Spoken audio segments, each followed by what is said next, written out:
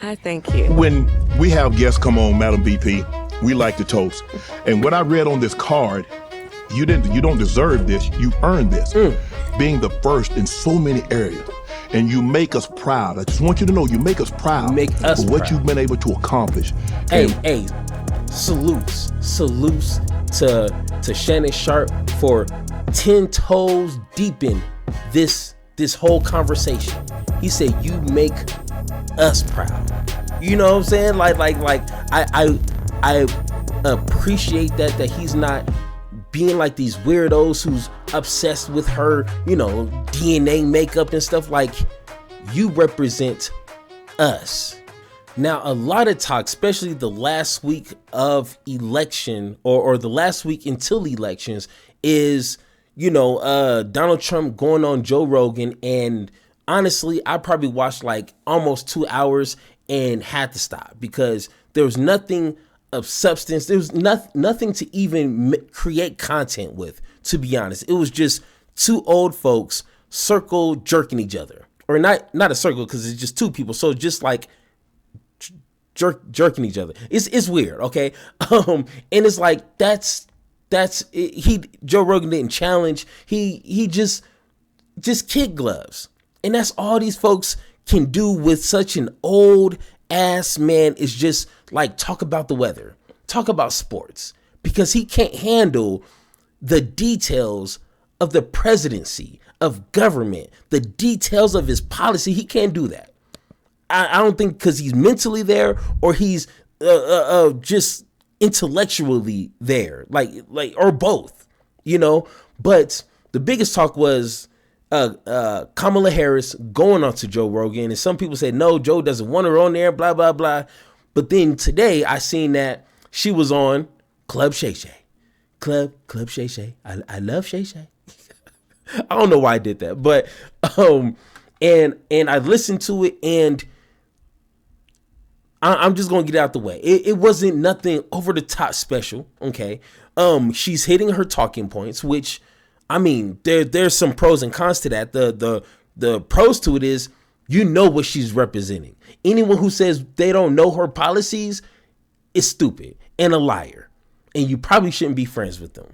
And I'm talking to you. That's why you ain't got no friends, because you're stupid. So, but it was some interesting moments, which we're going to watch together, that I felt was worth talking about. And I mean, shoot, without further ado, let's go ahead and get into it. Let's go ahead and in this first part, nothing policy wise or anything like that, but I love how Shannon Sharp, which she's a former, Bronco, which, that's my hometown right there. He introduced her with respect. And I want to feel in club, hey, Shay Shay, give me a call. We can talk about this. But I want to feel, I feel like he did that on purpose. He emphasized her blackness on purpose, so let's go ahead and take a listen. The woman that's stopping by for conversation and a drink today, she's the highest ranking woman in U.S. history. She's made a career of being first. She's the first woman to serve as Attorney General, African American, Asian American descent. She's been district attorney of San Francisco. She was the nation's first Indian American senator. She's the first woman, first black Asian American to be elected vice president. She set the record for the most tie-breaking votes cast by a vice president. She's the first black woman, Asian American in U.S. history to win the presidential nomination of a major party. She's the first HBCU grad, making us proud. She's a Howard University alum. She's a member of the prestigious Alpha Kappa Alpha sorority. Here she is in person, Madam VP, Kamala Harris. Now, who is left on God's beautiful green flourishing earth? All right. Who is left to say that she's not qualified? Like, unless you just live in some la la land where, birds swim and fishes, eat the stars or whatever, like, then yeah. But anyone who has some sort of like, a brain cell, you know what I'm saying? Like that thing that works up in here. How can you say she's not qualified? That sounds like a qualified to me. And from I was hearing some people talk, the only individuals that come close in competing with her in qualifications is Obama and Bush, the second Bush, the son Bush. You know what I'm saying? So it's like, who else beats that in the past, in my lifetime? 37 years. Tell me who beats that. You know, I that's a serious question, because I ain't got time to look through everyone's, credentials. But to say that she's not qualified, I think you hit your head a little too much. But let's, Madam VP, how you doing? Thank you very well, Shannon. How you It is doing? an extreme honor, privilege, and a pleasure to have you on Club Shay Shay. CJ, who's the producer here, when we started this journey, Madam VP, 4 years ago, celebrities, athletes, entertainers, influencers. Yeah. VPs and presidential hopefuls were on the bingo card. You're here, so I want to thank you very much. I thank you. When we have guests come on, Madam VP, we like to toast. And what I read on this card, you don't deserve this, you earned this. Being the first in so many areas. And you make us proud. I just want you to know, you make us proud Make us for what proud. you've been able to accomplish. hey, salutes to Shannon Sharp for 10 toes deep in this whole conversation. He said, you make us proud. You know what I'm saying? Like I appreciate that he's not being like these weirdos who's obsessed with her, DNA makeup and stuff. Like, you represent us and we appreciate you, and we see that, and we see you. You know what I'm saying? So cheers. I respect that.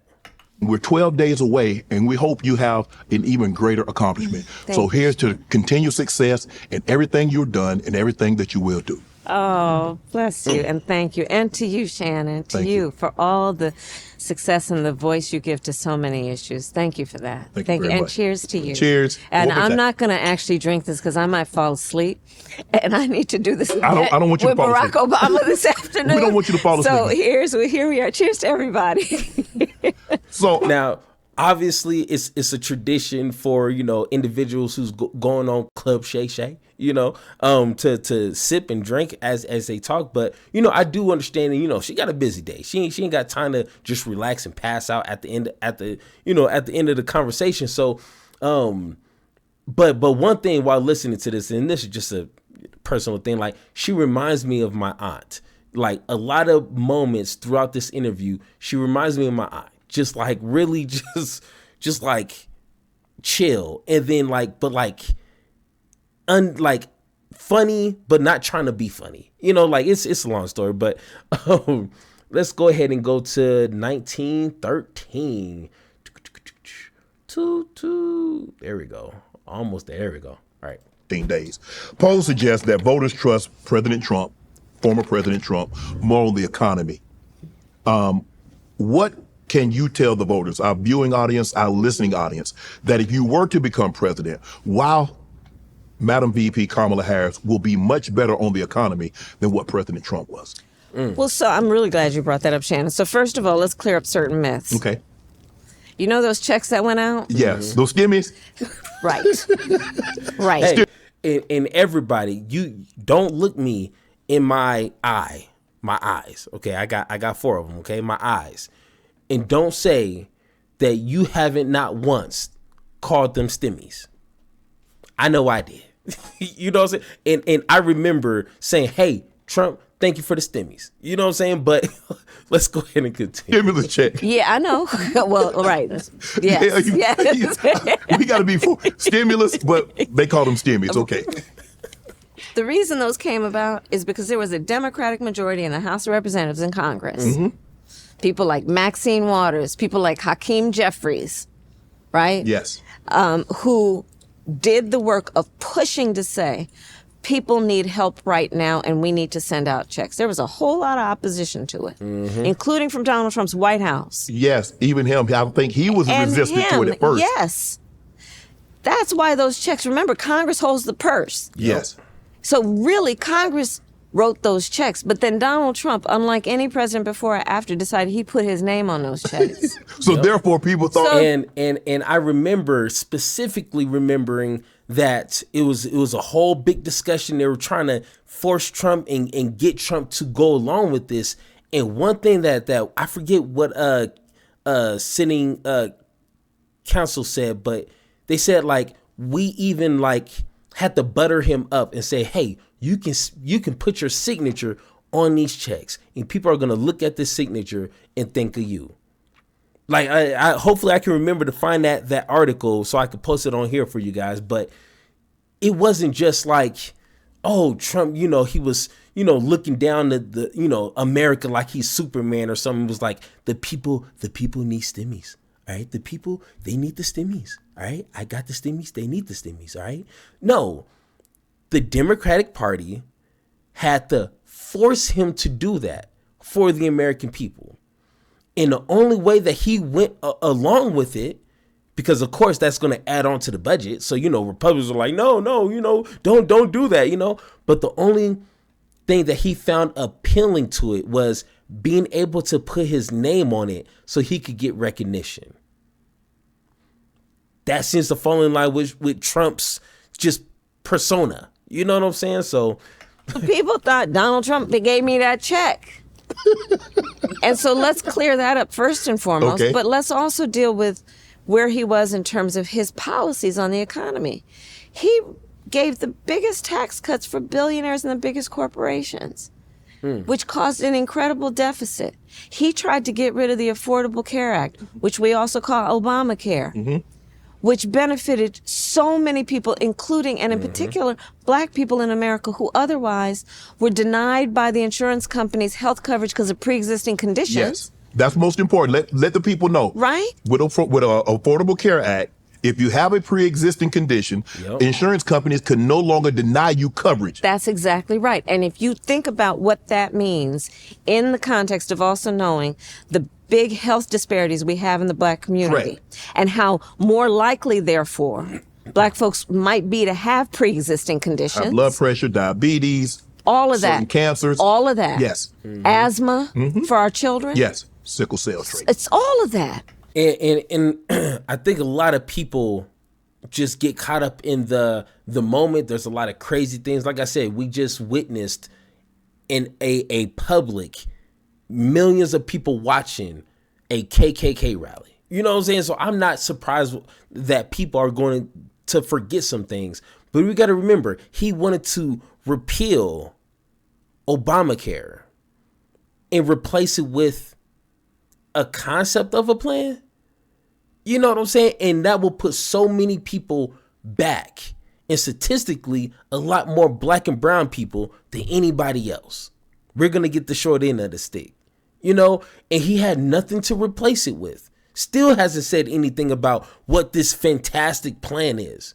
But it's weird that we're asking Kamala Harris to, go into detail, and even for the details, go into more details, and Trump still has a concept of a plan. Are you kidding? We're not gonna get into that. This is about her right now. Let's go into 51, 16. And like I said, a lot of this interview, probably besides like the first 20 minutes, talking about her life and everything, which is good. But the rest of it is policy. And like I said, there's pros and cons to that. The cons is people get tired of hearing it. You know what I'm saying? Like, we get it. We got you. We good. But unfortunately, with social media and just everything just moving so fast, there's still people complaining they haven't heard any policies from her, or she's not going into detail far enough. It's like, unfortunately, you got to be that broken record and continue to be consistent and disciplined with your message. You don't have the privilege like Trump to just rattle on about just random things that don't matter. Miss Harris don't have that.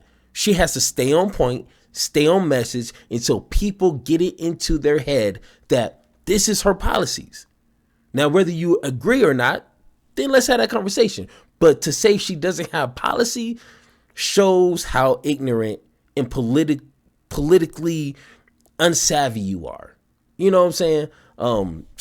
But this is a problem interesting with point right here. I don't know how the correct term. I think it's undocumented. How do we get a hold on that, Madam VP? How do we make sure? Because I think I've heard you say you want a path to citizenship, but we want to, make sure people come in and do things properly. Yes, that's exactly right. So first of all, I have personally prosecuted transnational criminal organizations for the trafficking of guns, drugs, and human beings. I have prosecuted the Sinaloa cartel, the Guadalajara cartel. So I put my record up to anybody in terms of how strongly I feel about having a secure border and making sure that there is not that kind of trafficking into America. I also know that we need to put more resources at the border, which is why I supported a bill that came about, including from the most conservative members of Congress, to put 1,500 more border agents at the border, to do what we need to do to cut down the flow of fentanyl coming into the United States, which is killing people of every race and background. More resources would have gone to prosecuting human trafficking. Donald Trump got word of that bill. And he knew it would be a solution to a problem, which is that we have a broken immigration system. He got word of the bill, and he told his friends in Congress, don't put it up for a vote. Don't let it go any further. Because, you see, he wants to run on a problem instead of fixing a problem. Right. And is putting out 10. And if anyone is still saying, well, they had so much, I think they call it like pork or whatever, or just a lot of bloat. You know what I'm saying? If that's still your argument, my rebuttal is that's every bill.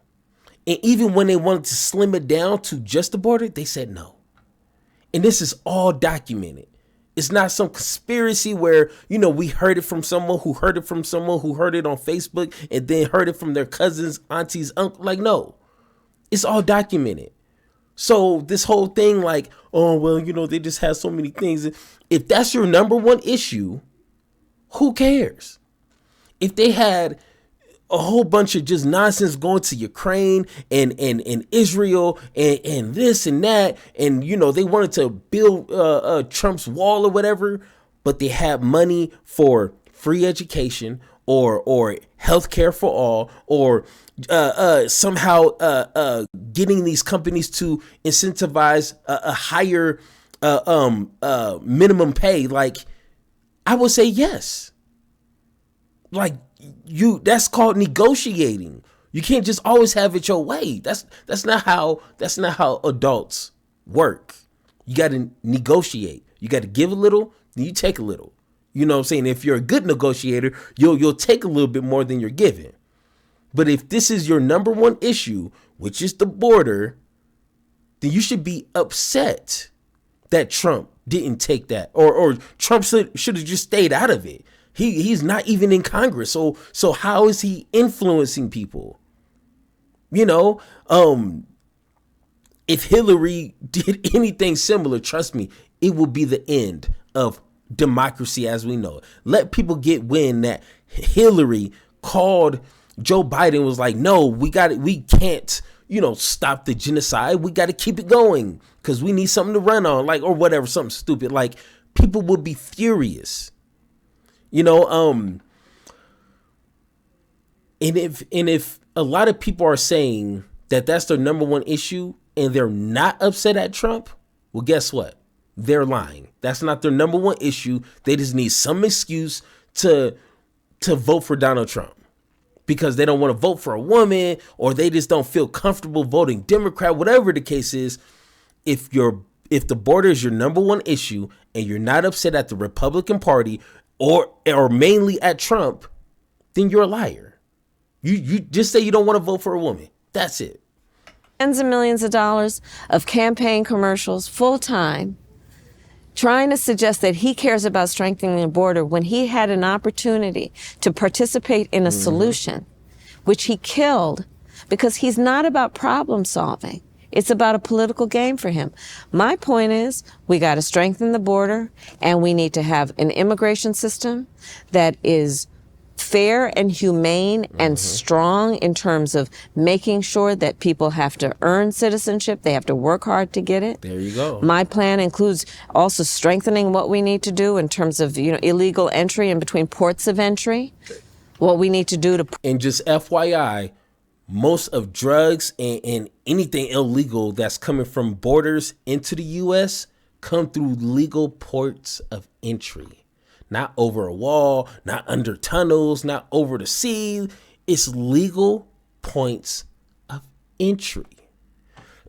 So maybe, just maybe, and that's statistically proven, not just, hoping and thinking and praying and wishing, it's facts. Because we like to deal with facts, not emotion, not vibes and feelings. Okay, Republicans?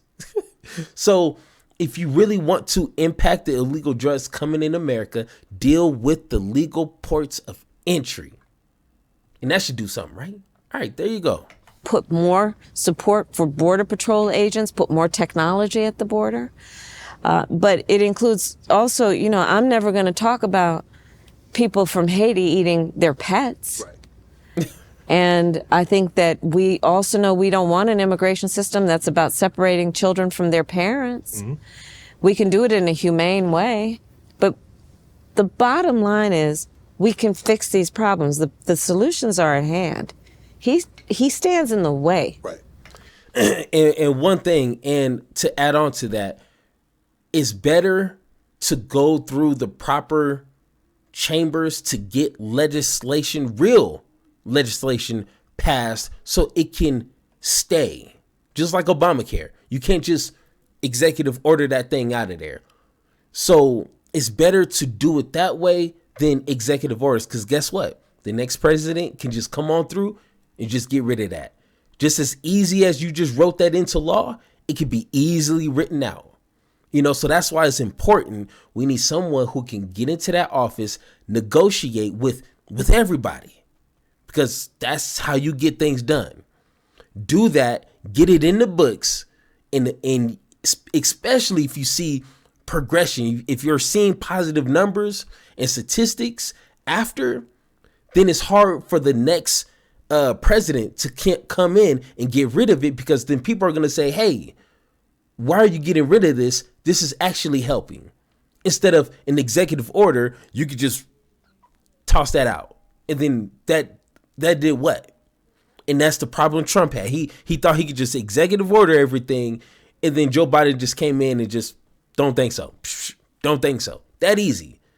So, of course, if you want to see the whole interview, go to Club Shay Shay. Okay. Well, don't go to the club. Stay home, because you got work tomorrow. But go ahead, watch this video so you can get the whole just gravitas of that interview. But like I said, it wasn't nothing just crazy groundbreaking. Unfortunately, when you're talking about policies and you're talking about how it's going to be implemented and how it's going to help the American people, it's going to be boring. You know what I'm saying? Let's just be honest. Real good politics at its best is boring.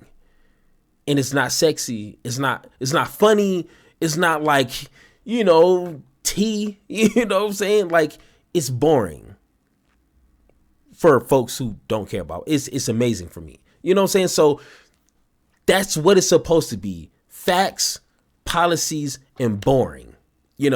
But of course, if you disagree with anything that I said in this video, join the Discord. Let's have that one-on-one talk so we can continue this discussion, or let me know how you guys feel in the comments down below. And like always, let's have that conversation.